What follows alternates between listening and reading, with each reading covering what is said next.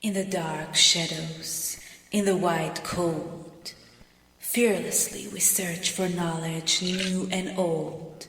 We drink the strong spirits and read the ancient tomes. The order of the Abracast. We are the brave and the bold. The significance of the cards, greater as well as lesser arcana, as it has been delivered through the ages, is often remarkably accurate, as far as can be verified.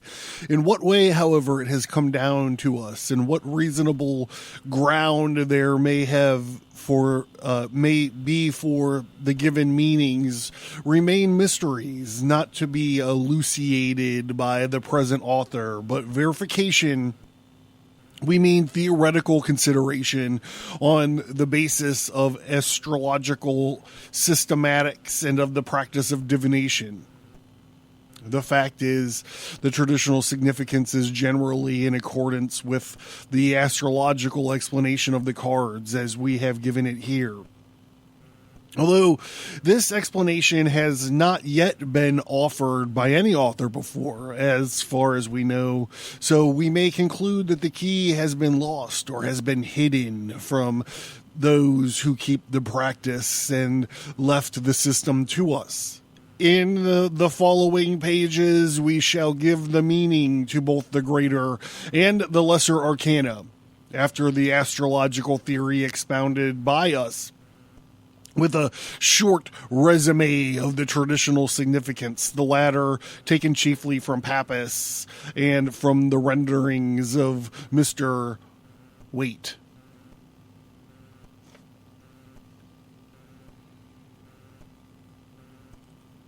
The Abracast, occult, history, conspiracy, and violence. Yes.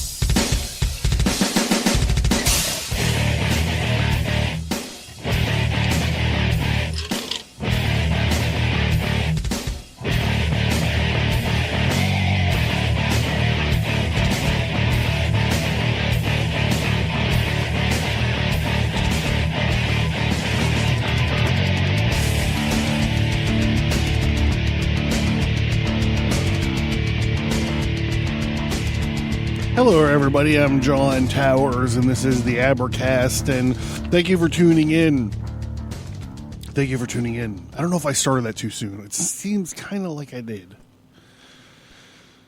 So, all right. I got to tell you that I've had a shitty day and a half. I've lost audio files, missing audio files. I believe they've been stolen. Also, when I got up this morning and I went to go shopping, and all my cats were fine. They were great. And when I got home, we had problems with one cat. I had to take her to the fucking cat emergency room. And 2 hours later, I'm sitting there having to make the decision to put my cat down. And because of this lost audio file business, I got to fucking sit down and do a podcast tonight, the night that I got to post it. And I have a grave. I have a brand new decomposing cat in my fucking backyard. Dude, I love my cats. This has fucking hit me hard. I spent all day fucking crying. So if I seem like I'm distant or trailing or can't concentrate, it's because I got my fucking cats. Maybe I'll talk a little bit about her towards the end, but I gotta try to keep focused right now. So, because of the missing audio stuff, I gotta redo this whole episode, which I wrote probably like a fucking year ago or something. So here we go. We're just gonna get into it. I gotta just do it.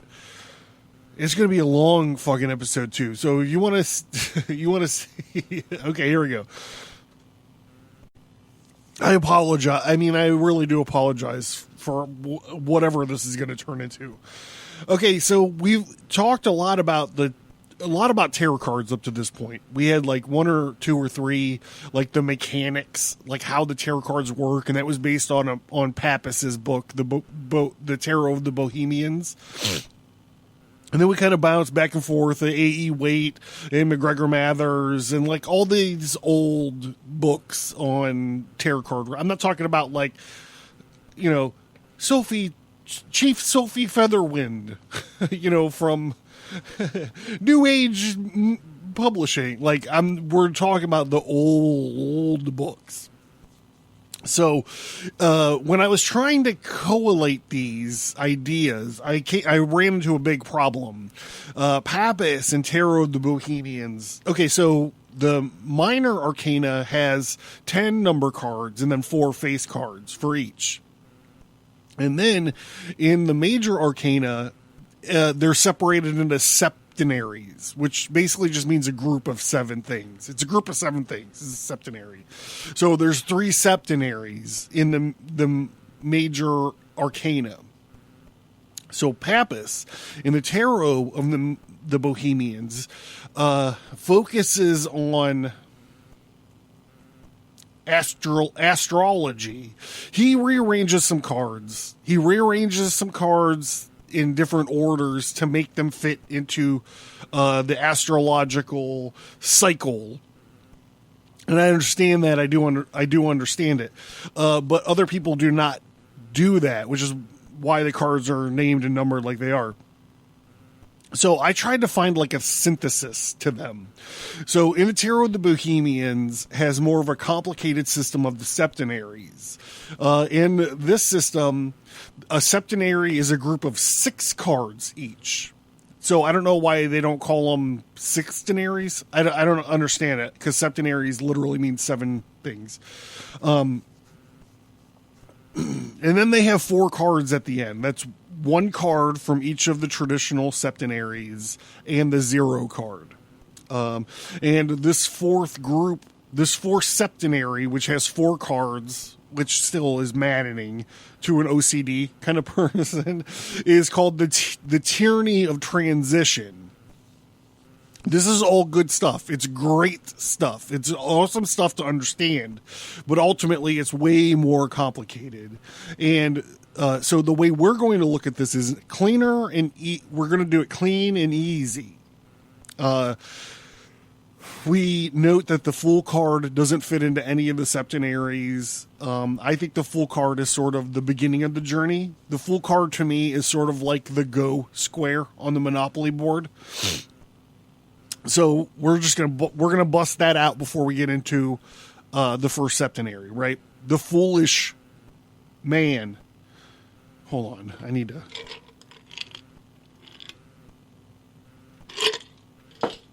The foolish man, a man with a fool's cap, dressed like a jester with a stick and a bundle over his shoulder. Before him is a butterfly of pleasure luring him on. In some packs is a tiger or a dog attacks him from behind at his heel. It signifies folly, the foolish man, folly, expiation, wavering, instability, trouble arising herefrom. He's a careless-looking man wearing a fool's cap with torn clothes and a bundle over his shoulder. Goes quietly on his way, paying no attention to the dog which bites his leg. He does not look where he is going, so walk towards the precipice where a crocodile is waiting to devour him. This is an image of the state of which unresisted passion will reduce a man. It is this symbol of the flesh and of its gratification. That sounds dirty. The average stage of a man in the present stage of Earth evolution is human, but goddamn, I'm sorry. I'm trying to keep my shit together, but not yet the stage of wisdom.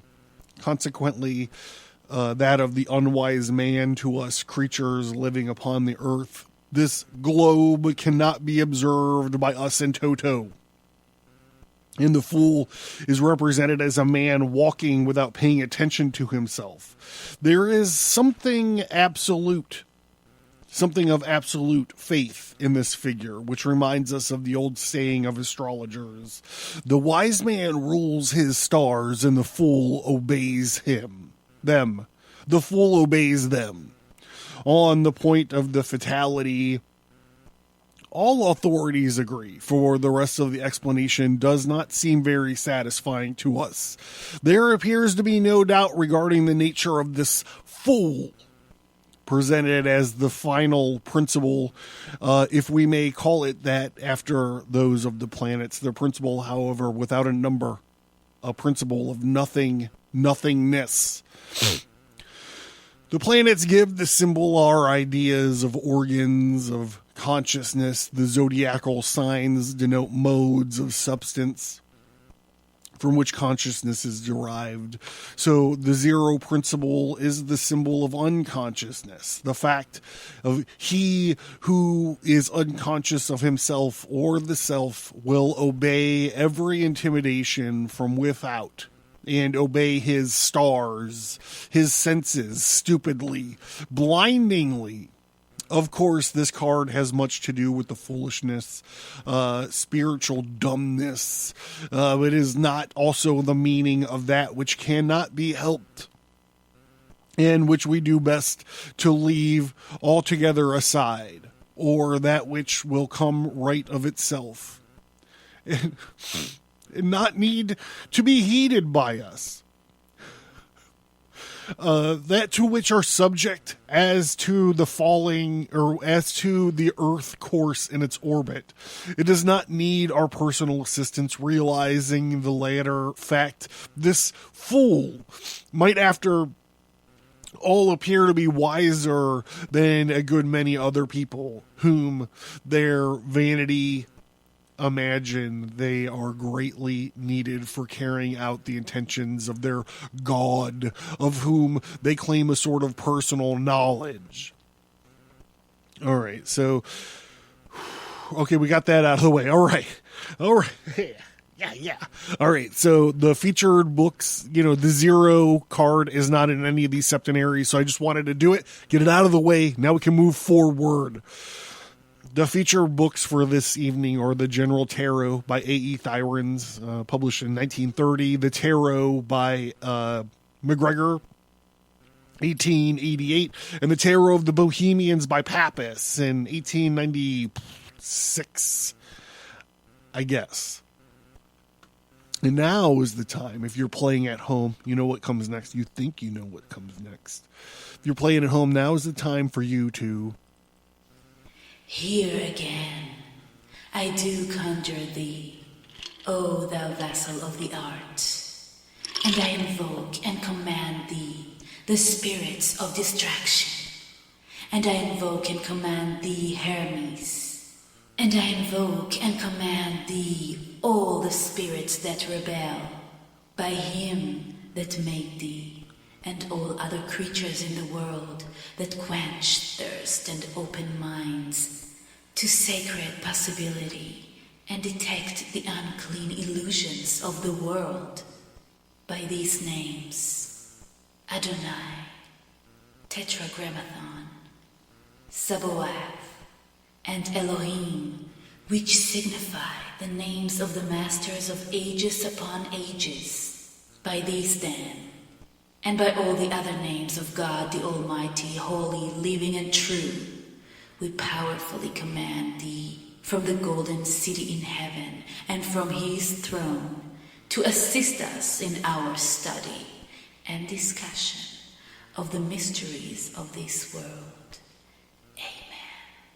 Dude, my new voiceover chick is awesome. The first septenary represents the development of the self, the primal dramas of the ego. It is the journey of the individual of recognizing his or own personal power and capabilities. the magician, making the conscious effort to pursue knowledge. The High Priestess, a manifestation of the aspirations. The Empress, ultimately to choose which path to walk, to choose between the tree of life and the tree of knowledge, and the lovers, and then to take the first steps towards the path, the chariot. So the juggler or the magician. Before a table covered with the appliances of his art stands the figure of the juggler, one hand upraised, holding a wand, and the other pointing downwards. He wears the cap of maintenance, like that of the kings, whose wide brim forms a sort of areola around his head. His body and his arms form the shape of the Hebrew letter Aleph, to which the card corresponds. He symbolizes willpower, dexterity, will applied to evil ends, the weakness of will, cunning, and knavishness. Those last few were if it was reversed. If you take the first card of the tarot and examine it all attentively, you will see the form of the juggler depicted upon it corresponds in all points with that letter of Aleph. And now we apply the study of this card, principles, and the elucidations of symbols according to the French Traité Elementary de Science Occulte. We at once find a new explanation of it. The top of the figure is occupied. Meanwhile, I forgot to mention, he's pointing up and down. This is also kind of what temperance is doing, and this is as above, so below. The top of the figure is occupied by the divine sign of universal life, which is it's like a sideways 8. It's the infinity sign. Placed upon the head of the juggler, and the bottom of the figure represents the earth, ornamented with its productions, the symbols of nature. And lastly, the center is occupied by the man himself, placed between a table covered with diviner's objects. Actually, on his table is usually a pentacle, a sword, a cup, and a wand. And then he also has a wand in his hand. The one in his hand in the weight deck is a wand of double power. It's a two-sided, like dildo-looking wand. Very interesting. The position of the bands represents the two principles, active and passive, and the great all. And it corresponds with two columns, Yakin and Boaz, of the Temple of Solomon and of Freemasonry, and of my studio. I have two pillars in my studio.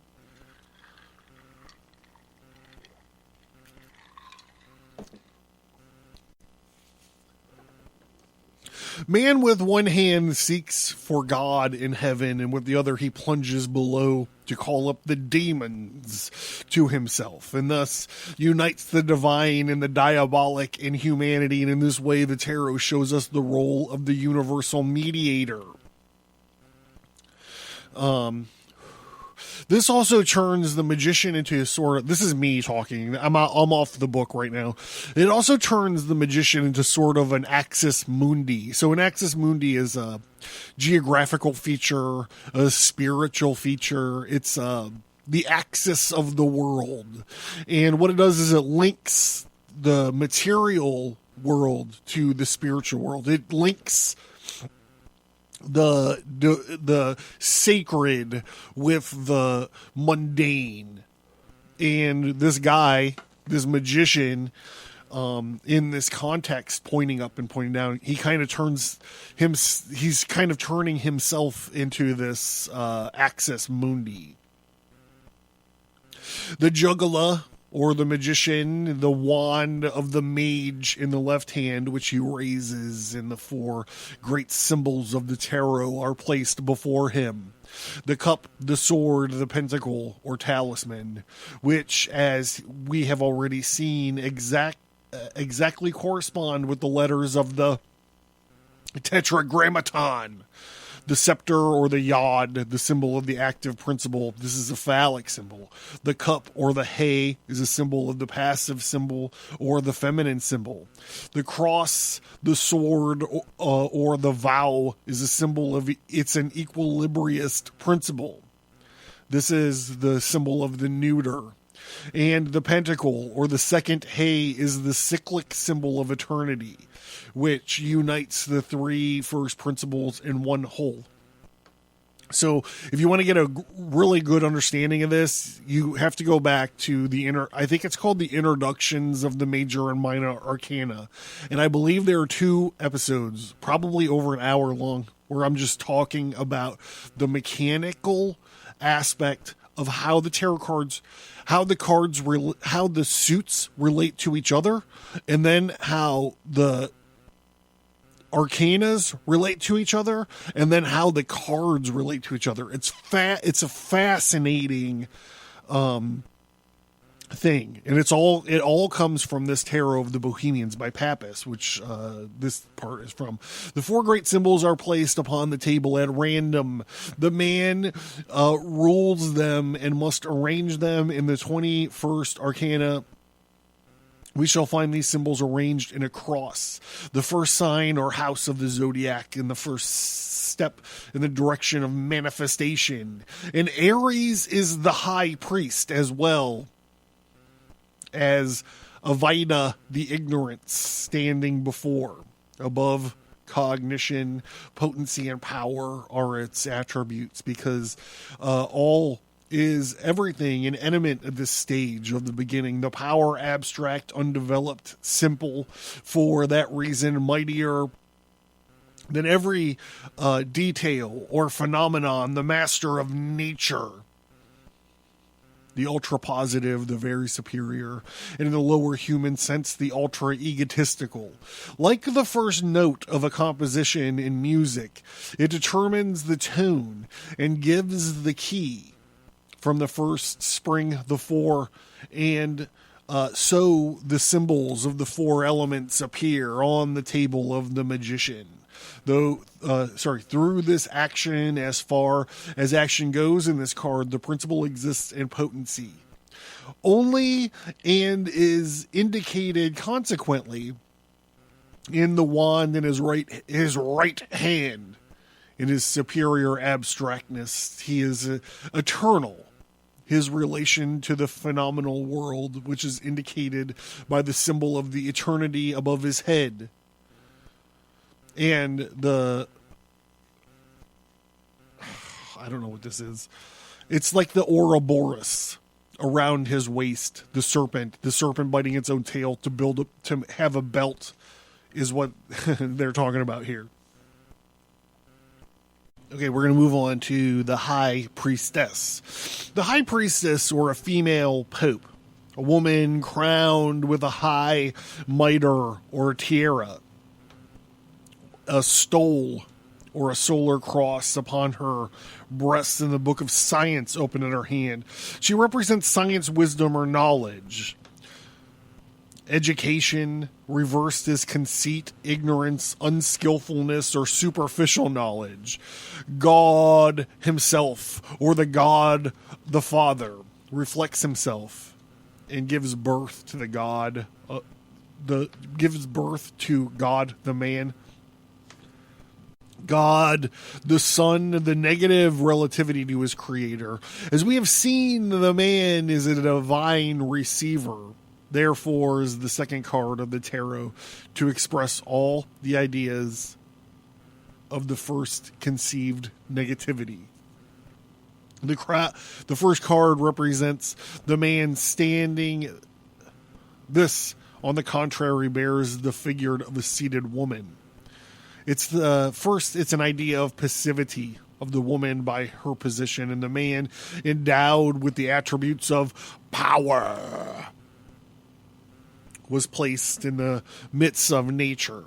The woman is adorned with the attributes of authority and the persuasion, and she is placed under the porch of the temple of Isis, between the 2 columns. has.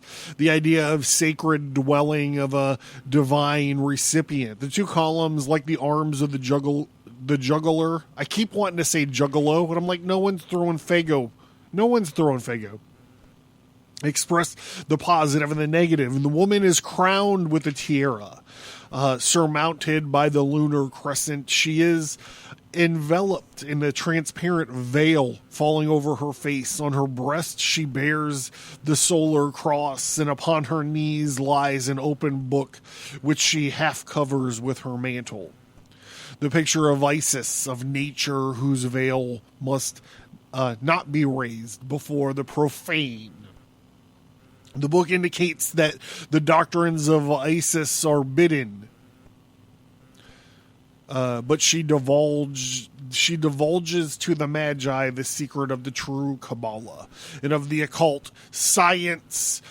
We must admire this profound symbol. The first card expressed Osiris in 3 worlds. This second gives us the signification of Isis, the companion of Osiris. In God, it is the reflex of Osiris and the reflex of God, the Father, Isis, or the God, the Son. In man, it is a reflex of Adam, of the absolute man, Eve, the woman, life. The universe, it is a reflex of natura naturans. It is natura natura. Nature. It's nature. The second state, we're shifting gears here. The second stage of the macrocosmic evolution and the polarity of the omnipotent might of self, omnipotent possibility of the field of manifestation. The universal passive richness,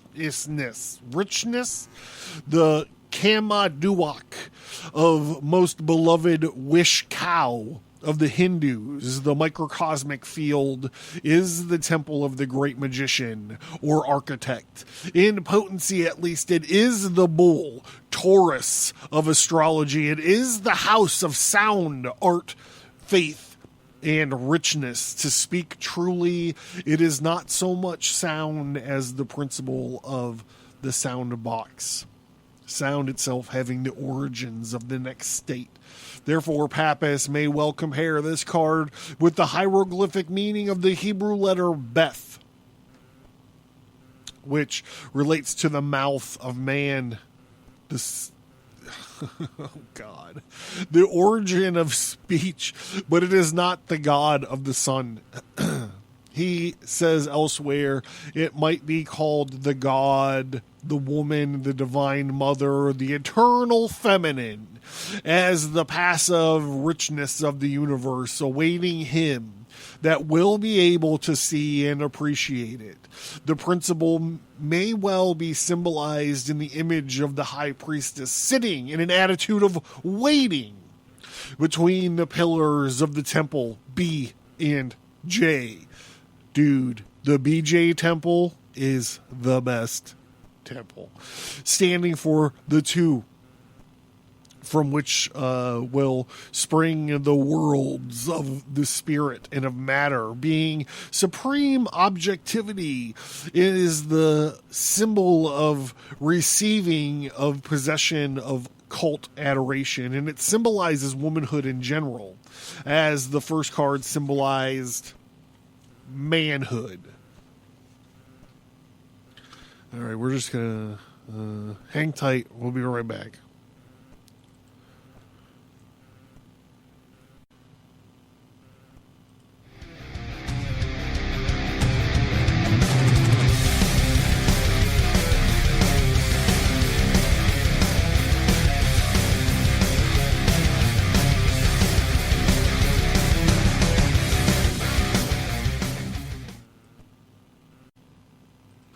Learn more at theabracast.com. Get graphic elements, notes, worksheets, and text versions of selected episodes, as well as access to the private Abracast workgroup by signing into the mailing list. Get all that, plus exclusive episodes, by supporting the show and becoming a subscriber at subscribestar.com.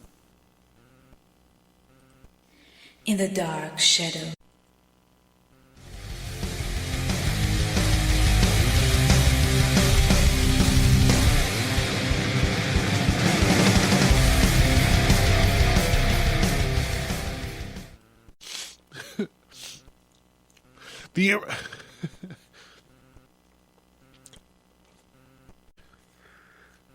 The Empress.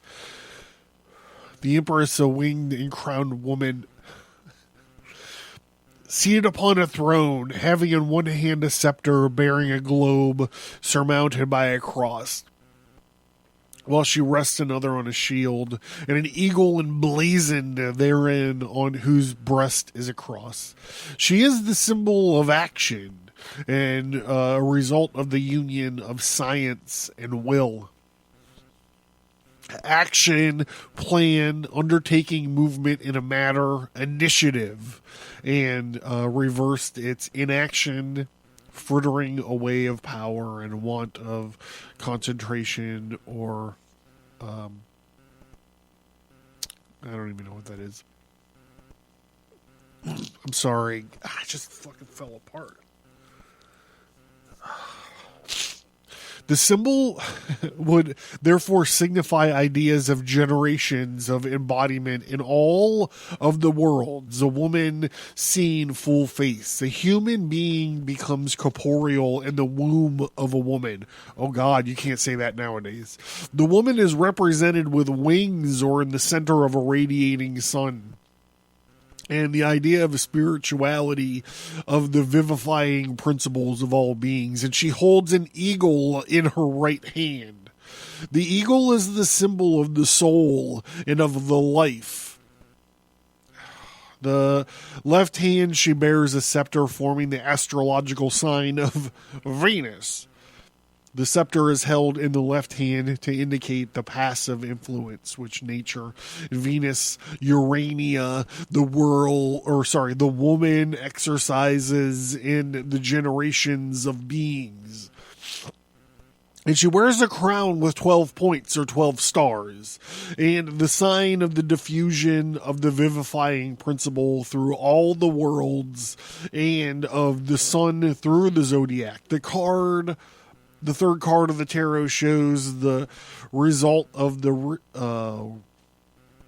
reciprocal action of the two first terms, neutralizing each other in one principle. It is the neuter element of Ronkowski, the basis of every system of reality, absolute creative force, or Osiris, and the absolute preservative force of Isis. Neutralize themselves in the equilibrious force, which contains in itself the two very difficult properties of the two first forms. In God, this would be equilibrium of the Father and of the Son, or the God of the Holy Ghost. Shifting gears. If the Hebrew letter Gimel means the throat, the canal for sound, and also the hand of man, half closed in the act of hypertension. Then it may be I'm losing time. It's so fucking late. I gotta get this goddamn thing out. It may indeed well stand for the house of Gemini, for no one else, because Gemini has microcosmic relations with the two, which is potential vibration symbolized by the sound, and this rules the hands of man, with which he grips his relation actually. It rules the word which was with God in the beginning. The words, speech, and correspondence with the words below. As above, it means cognizance from which science may spring later. But it is not science itself, nor it is action.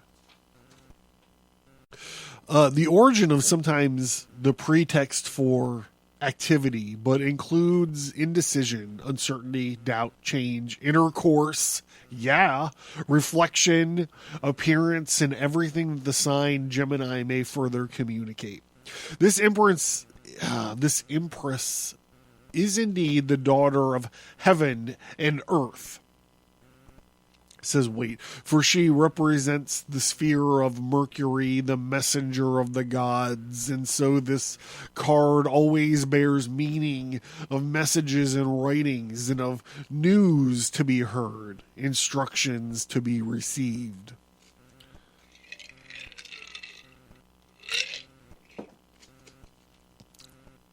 "12 stars are placed around her head, and certainly means that down here on Earth, the message comes to us from the stars. The gentle hint of astrology. We regret that in the picture of weight, the wings, which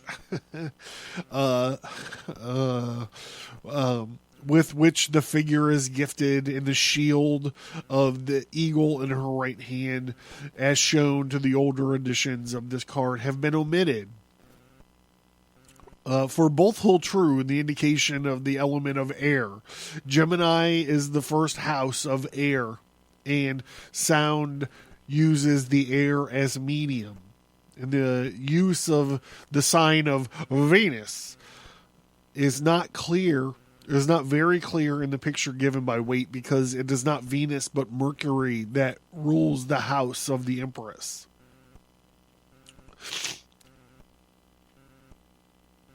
One of the older editions shows the Empress holding in her left hand the wand of heraldic lily, a sort of trefoil on its top, and suggestive of the origin of the color of the suit of wands. This course has a relationship with the card of Gemini. I can't fucking end it yet. I still have like 10 minutes.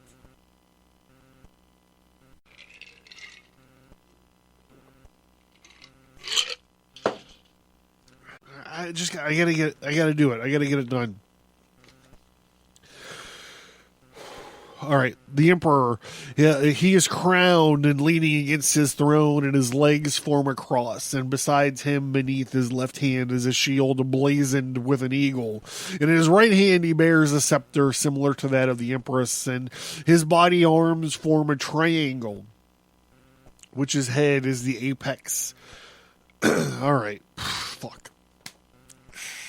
The symbol should be expressed in an active form, all that the preceding card expressed as passive. Man, seated, in profile. The man indicates active. His position, however, shows the activity is engendered by a superior term, the first arcanum, the juggler. The active and absolute was replaced standing, looking to the front. The fourth arcanum, active relative, is seated in profile. The man holds in his right hand the scepter, the symbol of generation or of Venus. The scepter is held in his right hand to indicate the active influence, which is the vivifying principle exercises in nature by the opposition of the informative principle. The man is bearded, wearing a helmet with its 12.6 on each side, and seated upon his cubic stone, which bears the figure of an eagle. The helmet indicates the role of the divine will in the universe and the universal action in the creation of life. The white eagle, we talked about that in the sex magic episodes. Ooh, what a great callback. I'm sorry, I can't keep my shit together, guys. I've had a very stressful day. The position, like no one was shooting at me stressful, but it's been a shitty day. The position on the cubic stone indicates realizations in all the worlds. The man's legs crossed and forms the body of a triangle. The domination of the spirit over matter. So the drawing here is literally, think of a triangle with its point up and then a cross underneath connecting to it. This is the position of the emperor. We're going to talk about later. I don't know if this is in my notes. I haven't done this episode. Literally, like I said, it's been a while. But this is the inversion of the hanged man. When you turn the hanged man upside down, you get the same kind of pictogram from it. It's interesting. Domination, the spirit over matter, concerned for more attentively, the figure reproduces the symbol of Jupiter, 2, represented by the fourth card of the tarot. The fourth card of the tarot corresponds with the second Hey, Yod, Hey, Vo, Hey, north, west, south, east, Yod, Hey, Vo, Hey. Like I said, if you need to expound on that more, just go back to the introduction of the tarot card stuff that we did. It's been a while. And therefore bears two very distinct aspects. First, it expresses a term of transition, uniting the first series and to the following series, the passage from one world to another. This is the minor to the major arcana, but also represents the term of the transition itself becoming the first term in the following series, as the following series was taken as a whole in its negative relativity to the first, the fourth. Okay, blah, blah, blah, blah, blah, blah. There is much to the mystery buried in every symbol in the word spoken can tell. Superficial consideration might make astrologers wonder at the image which assimilates worldly power with the sign of Cancer instead of Leo, to which they are accustomed. Still, there remains to be taken into account the original emperors got their power from the people. Well, this is just... I'm going to skip through some of this stuff. Blah, blah, blah, blah. The sign of the soul, indeed, Cancer. At the same time, this is the sign of the breast and of the womb. He is connected with the Hebrew letter Daleth. The older pictures, we see the effort to let the man make the figure of a 4. Like Ric Flair, the figure 4. Woo! Or something like the symbol of Jupiter, which is the triangle with the cross underneath and connected to it. It's a representation of the past, of memory, tradition, and the people in the family, dharma, the real motives of the soul and the background of life, which actually rule life. It relates to every inner power of the soul from which outer activity will arise. Now we're going to get into the Pope. It's the Pope. The Hierophant, or the Pope, he's crowned with a papal tiara, and he is seated between two pillars of Hermes and of Solomon. With his right hand, he makes the sign of esotericism, and with his left hand, he leans on the staff surmounted by the triple cross. He is the symbol of mercy and of benefice. That's hilarious. The Pope has caused more carnage in the Western world. I don't know. I'm not going to get into it. You should go back and listen to like my the Gnostic Crusade episode.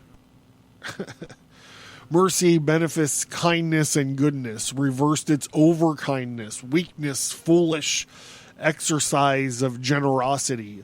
The symbol expresses the following ideas: the idea of life or animation, the idea of being, and the idea of reunion. The initiate of the mystery of Isis is seated between the two columns of the sanctuary. He leans upon the triple cross, and he makes the sign of esotericism with his left hand. The triple cross represents the triple lingam.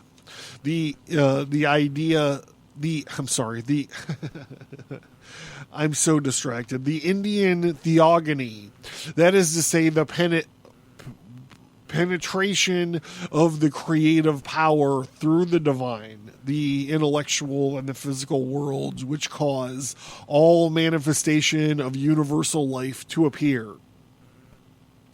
The two columns symbolize on the right the law and on the left the liberty to obey and to disobey, the essence of being. The initiate wears a tiara, two crowned men kneel at his feet, one clothed in red and the other in black. It's the NWO. It's the wolf pack. Here we find an attractive form of symbolism expressed in passive form by the second card. The same idea of esotericism in the secret instruction reappear, but the tuition is now practical and oral. It is no longer requires a book, a third idea. The fifth card of the tarot corresponds with the letter Hey of the sacred word. It is the direct reflection of the fourth arcanum, the divine, the human, the nature. All right. The sixth card is the Lovers. The symbol represents union, antagonism, in all their consequences. A beardless youth, our juggler of the first arcanum, but without a hat, standing motionless in the angle where the two roads meet, in the crossroads. His arm forms a diagonal cross on his breast, the repetition of the first arcanum under another form. Here, the man is not one of the initiates. He does not know how to direct magnetic currents in the astral light. He is therefore plunged into the antagonism of the different ideas that he cannot master. Two women, one on his right and the other on his left. Hey now, which is one hand on his shoulder, point the two roads. The woman on his right has a circle of gold upon her head and a fiddle of gold.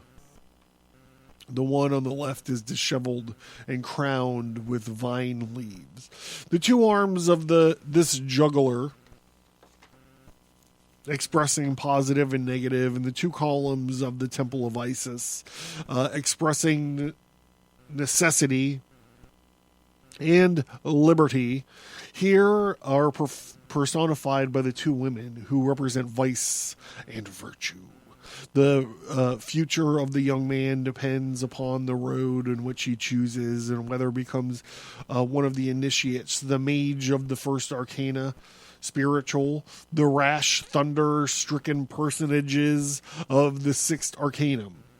The spirit of justice floats upon this group with a radiant halo, and he bends his bow and aims his arrow of punishment at the personification of vice. Profound symbol indicating that if a man chooses the path of virtue, he will not be left unaided, but the providence will ally itself with his will, his assistance, and assist him to overcome vice. In short, the hieroglyphic express the structure being the struggle between the passions and conscious, the antagonism of the ideas, shifting the books, but this antagonism is also the most powerful producer that exists in the world, and it resolves itself into love, which attracts opponents and unites them forever. The lovers, this usually described as representing man between vice and virtue, while a winged genius threatens vice with his dart. But I'm rather inclined to the opinion that it represents the kabbalistical micro-purposes between Binah and Malkuth. So if you're wondering what all that means, I would invite you to go back and listen to our Kabbalah episodes that we've done. Also sign into the mailing list because you could get a diagram of the tree of life there, or just Google it, whatever. I'm fucking losing steam, boys. I mean, I'm having a really hard time. While the figure above shows the influence descending from the Kether, it is usually considered to mean proof or trial, and I am inclined to suggest the wise deposition of its signification. I'm just going to skip ahead. I'm sorry for this. I need to be done with this. I'm skipping through like a whole bunch of stuff. Angelic figures of Cupid and fucking arrows. All right. The chariot. The chariot is the most complicated and important symbol which has been restored by Eliphas Levi, and it represents a conqueror crowned and bearing a scepter, riding a cubical chariot surmounted by 4 columns and a canopy, and is drawn by 2 horses which look straight forward while the other turns his head towards him. 2 wheels are shown. The complete single-headed figure, and it represents triumph and victory and justice and judgment. Reversed, it's being overthrown, conquered by obstacles at the last moment. This is why I'm drawn to this card, is because it talks about obstacles. And I'm like, yeah, I'm a combat engineer. This is cool. I'm down with that. The symbolism of this card corresponds in all points and ideas which it expresses. A conqueror crowned with a coronet upon which rise 3 shining pentagrams of gold, advises in a cubical chariot surmounted by an azure star-decked canopy, surrounded by 4 columns. The symbol reproduces the 1st and 21st arcana in another order of ideas. The 4 columns represent the 4 animals of the 1st arcanum, and the 4 symbols of the 1st arcanum symbol of the quarterly and all of acceptations. I wish I had more time to break this down for you guys in like a 4D chess version of it. But I got to get this done. The conqueror who occupies the center of the 4 elements is the man who vanquished and directed the elementary forces. This victory is confirmed by the cubical form of the chariot and by the pentagrams which the crown the initiate. The 2 sphinxes, one in white and the other black, are harnessed to the chariot. This symbol represents the sacred septenary in all of its manifestations. The word Yod, He, Vo, He is portrayed upon the front of the chariot by the winged globe.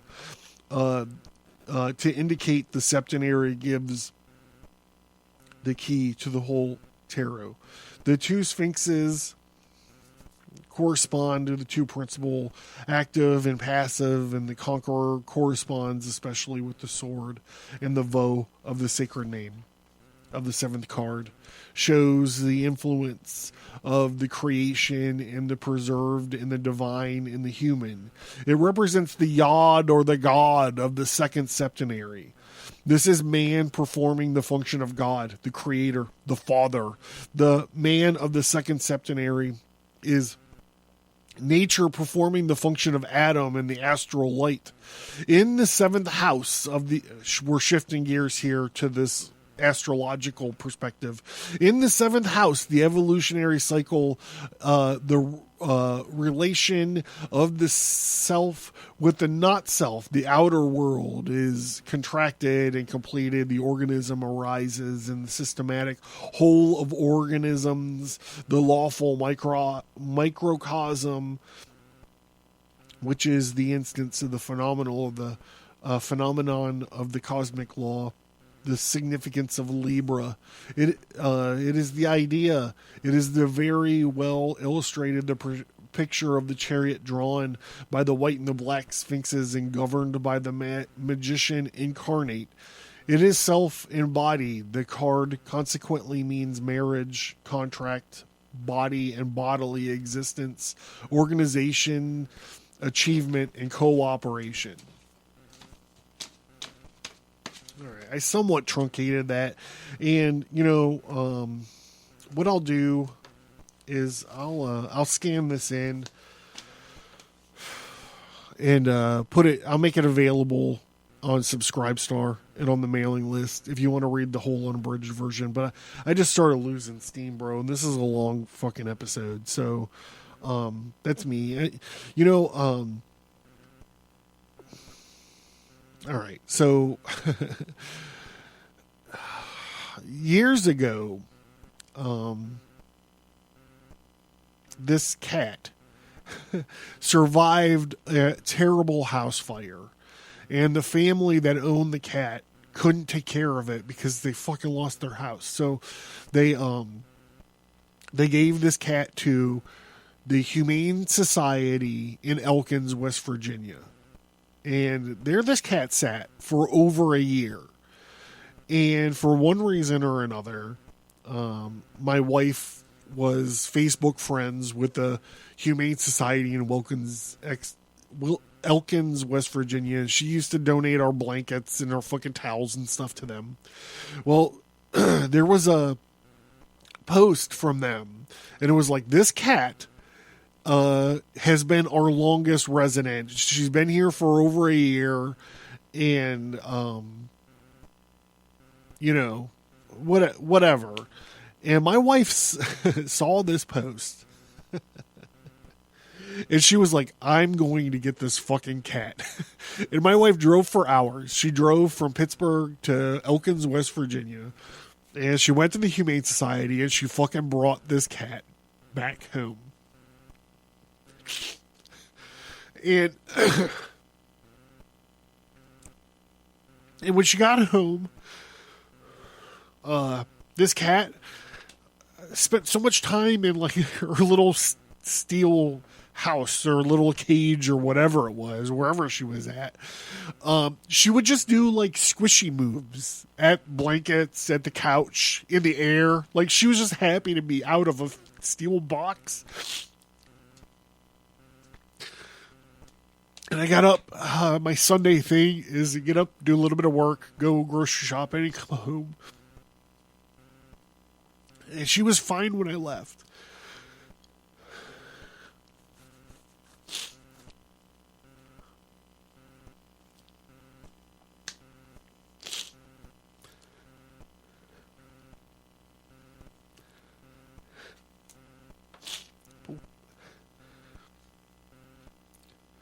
She had a congenital heart failure. God, I'm going to cut this out. I have to cut this out of this episode. Anyhow, we had to put her down. And that's why this episode's late. Fuck, man.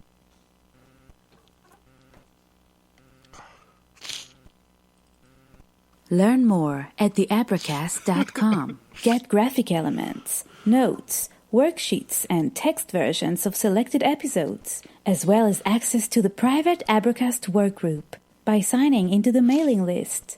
Get all that, plus exclusive episodes, by supporting the show and becoming a subscriber at subscribestar.com. In the dark.